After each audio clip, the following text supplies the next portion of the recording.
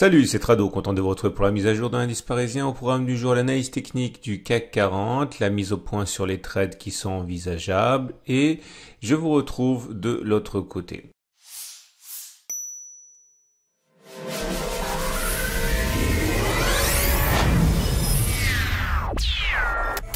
Alors la journée a été plutôt porteuse puisque on a perdu beaucoup de terrain sur les plus bas du jour. Regardez, au pire de la séance, on avait même perdu quasiment, oui c'est ça, 2,4% avant de se ressaisir de fort belle manière, venir combler le gap et ses lourdes conséquences. Et je vais vous en reparler un petit peu plus tard.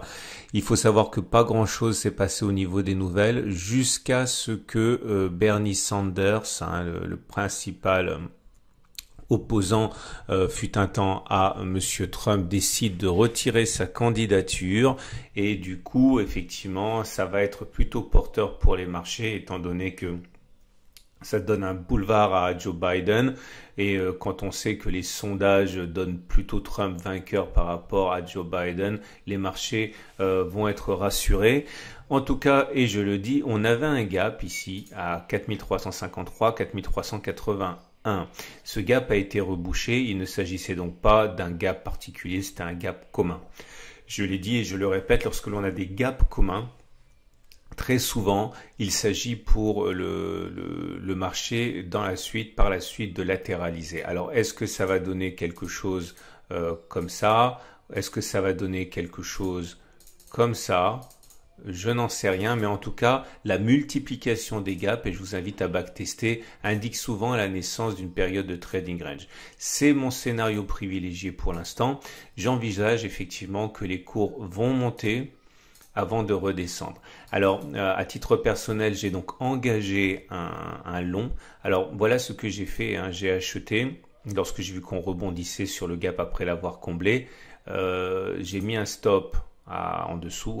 Je ne me rappelle plus exactement à quel niveau j'ai acheté, mais on va dire à 3% à peu près. Et je l'ai fait parce que si j'ai un stop à 3%, eh bien, si je vise au moins 3%, ça me permet d'aller chercher la résistance, mais pas au-delà. Ok, donc j'ai un peu plus que 1 pour 1 de ratio gain-risque. Je pense que je suis rentré à peu près par là, enfin lorsqu'on a rebondi.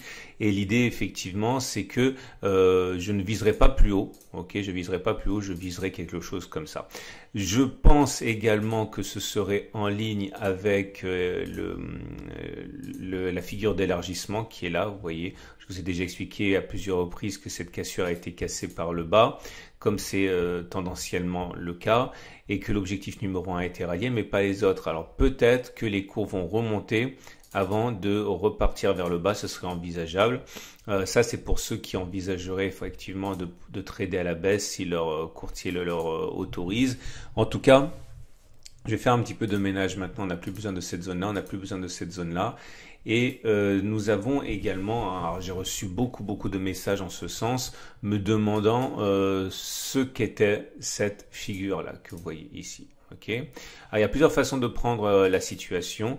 Il peut s'agir, alors moi j'ai parlé de deux choses, je vais parler même d'une troisième. La première des choses, c'est la figure en drapeau. Alors ça, c'est effectivement l'idée qu'on ferait un mât. Voilà la période de consolidation et l'objectif, c'est de prendre la hauteur du mât de cette manière, ok, et de le reporter par-delà la figure. Ça nous donnera un objectif à 5071 théorique. Ce que je n'aime pas avec cette figure, c'est que ça demande un effort considérable. Il faut aller casser une résistance, une autre résistance, s'enfoncer profondément dans une autre résistance. Ça fait quand même beaucoup de choses. Ça ne veut pas dire que ce n'est pas tradable. Ça veut dire que moi, j'aime bien quand même trader dans les interstices. Et c'est un petit peu compliqué quand le terrain est aussi miné. Autre façon de voir les choses que j'aime pas non plus avec cette figure de drapeau, c'est que les drapeaux qui fonctionnent le mieux ce sont les drapeaux qui fonctionnent comme ça.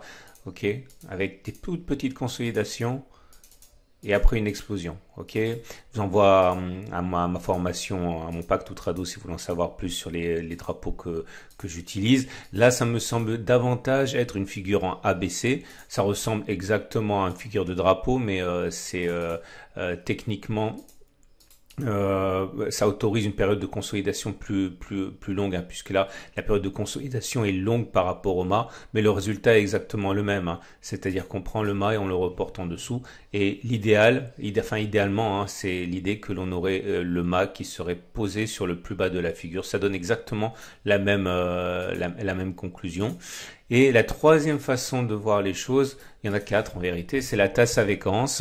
Alors la tasse à séquence, ça ressemble à ça, donc à une tasse et derrière l'anse de la tasse. Il y a plusieurs façons de tracer un objectif par rapport à ça. Le premier objectif, c'est de prendre la hauteur de l'anse comme ça, que vous allez reporter par-delà. Ok, ça donnerait par de la ligne d'eau, ça vous donne un objectif à 4836. Alors l'avantage de cette figure, c'est que ça demande un objectif beaucoup moins ambitieux, donc moins de travail à faire de la part des haussiers. Mais attention, toutes les figures que j'ai mentionnées n'ont pas le même point de déclenchement. Si la figure en ABC et en drapeau est déjà déclenchable, la tasse à séquence ne l'est pas. C'est-à-dire que les plus prudents, mais encore une fois on peut discuter ça, aiment bien que l'on casse la figure, qu'on fasse un throwback, et c'est à ce moment-là qui rentre. Ceux qui rentrent maintenant parient sur la tasse à séquence avant même validation. C'est pas impossible, mais ça demande quand même un petit peu de prise de risque supplémentaire. Ceux qui veulent trader ça doivent faire très attention à leur ratio gain-risque, hein, puisque bon, le stop, si on le prend maintenant, il faut le mettre en dessous de l'anse, à, on va dire 8%. Ok, enfin 8, ouais, avec un objectif au moins égal à 8%, mais en fait l'objectif, ça serait d'aller chercher plus haut, on l'a vu, hein, donc ça donnera un ratio gain-risque de 8% pour 10-12%, c'est pas mal aussi. Bon, tout est une question de calcul ratio gain-risque, hein, de toute manière, hein. Donc voilà pourquoi je suis rentré long aujourd'hui, et nous avons donc à partir de là la possibilité, on avait aussi la possibilité d'un triangle, ok, mais j'en parlerai plus tard parce que ça va faire des vidéos qui sont trop longues. Un triangle comme ça se traite différemment. Tout ça, de toute manière, c'est dans le Pacto Trado. Si vous l'avez, vous pouvez vous y reporter. On regarde le chandelier japonais du jour, qui est un chandelier très japonais, un chandelier très positif puisque il termine sur les plus hauts du jour avec une longue mèche basse. C'est positif, hein. C'est une des raisons également qui m'a incité à rentrer. Et nous avons enfin les éléments techniques, la moyenne mobile à 20 jours, la moyenne mobile à 7 jours et les bandes de Bollinger. Voilà. Alors ce qui est bien, c'est qu'on est au-dessus de la M7 qui monte. Ce qui est moins bien, c'est que la M20 descend toujours. Donc la tendance de très court terme est haussière, mais la tendance générale est toujours baissière au regard des moyennes mobiles. Prochain obstacle, la Bollinger supérieure. C'est pour ça que j'ai pas envie de trop provoquer ma chance en visant quelque chose qui est au-dessus, parce que voilà, toujours pareil, hein, c'est l'idée que j'aime bien trader dans les interstices pour pas avoir contre moi les traders qui traitent dans l'autre sens, hein. Donc je prive entre guillemets les traders de possibilités de trade lorsque moi je fixe mes objectifs, hein. C'est-à-dire que voilà, je refuse, je le dis pour la troisième fois, d'avoir des objectifs quand c'est possible, hein, qui sont au-delà des résistances. Les éléments purement techniques, c'est intéressant évidemment parce que plusieurs choses à dire. La première des choses à dire, c'est que les volumes sont toujours insignifiants par rapport à ce qu'on a connu avant. C'est-à-dire qu'on monte actuellement, mais sans volume, ce qui veut dire deux choses. Un, il n'y a pas véritablement de conviction dans la hausse, donc ça peut se renverser à n'importe quel moment, hein. On monte sur du vent. Le verre à moitié plein, ça veut dire que l'engouement n'est pas encore là. Et lorsque certains vont se rendre compte, si c'est le cas, que la hausse est repartie et que il y a matière à profiter de l'envolée, ils vont rentrer parce qu'ils en ont encore gardé sous le coude, notamment les fonds, hein, le smart money, et à ce moment-là, ça risque de précipiter la hausse. Mais pour l'instant, les traders sont encore, enfin les gros, hein, les traders institutionnels en particulier sont toujours en attente, hein. Ça commence à ressembler n'importe quoi au niveau des indicateurs techniques, puisque le stochastique, après de passer à la baisse, repasse haussier. Le MACD0 poursuit son signal mais n'arrive pas à le croiser. Le RSI est neutre. Le momentum est positif. Le MACD au-dessus de son signal. Bref, quand ça part comme ça en sucette, généralement, c'est soit qu'on va avoir un trading range ou qu'on est en trading range, soit effectivement, hein, des indicateurs techniques rapides se calent sur les indicateurs techniques lents et redeviennent haussiers. On aura un nouveau cycle haussier. Est-ce qu'on sait ce qui va se passer? Absolument pas, et on s'en fiche. Pourquoi on s'en fiche? Parce que de toute manière, le trading, c'est pas une histoire de savoir ce qui va se passer, c'est avant tout une histoire de ratio gain-risque. Il faut partir du principe que vous aurez raison une fois sur deux. Ok, et si vous avez raison une fois sur deux et que vous gagnez plus quand vous avez raison que vous perdez quand vous avez tort, eh bien sur le long terme vous vous enrichissez. C'est ça que vous devez avoir en tête. Ok, on me dit souvent par mail, mais Trado, je sais pas quoi faire, il y a trop de choses, trop de choses.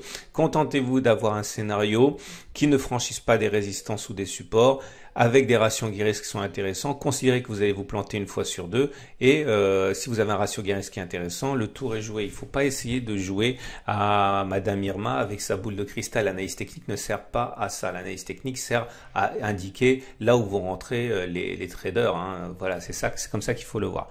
Regardez pour terminer. C'est comme ce que je fais actuellement, j'ai acheté mais je sais absolument pas si on va monter ou pas, j'en sais absolument rien, mais je sais que si j'ai raison je gagne plus que si j'ai tort et c'est tout ce qui m'importe. L'analyse technique me montre simplement que je veux pas viser plus haut que la résistance, hein. Regardez maintenant pour terminer l'Ichimoku. Et l'Ichimoku indique que la tendance est toujours haussière à très court terme avec la Tenkan, mais la tendance générale donnée par la Kijun est toujours baissière, de même que la tendance de fond avec le nuage qui est descendant. Bref, je l'ai dit, je le redis, faites attention à cette zone de résistance ici parce que vous allez avoir les traders Ichimoku qui vont se fâcher, les baissiers, les chartistes qui vont s'énerver, vous allez avoir ceux qui jouent avec les bandes de Bollinger qui vont s'énerver aussi. Voilà, c'est pour ça que moi je peux pas viser plus haut. Voilà, j'espère que ça vous a bien servi. Je vous remercie pour votre confiance indéfectible. On m'a demandé comment on fait pour mettre des plus sur ma vidéo. Sur la vidéo, c'est très très simple. En fait, quand vous lancez la vidéo, alors vous n'êtes pas obligé de le faire, mais c'est vrai que pour moi c'est sympa.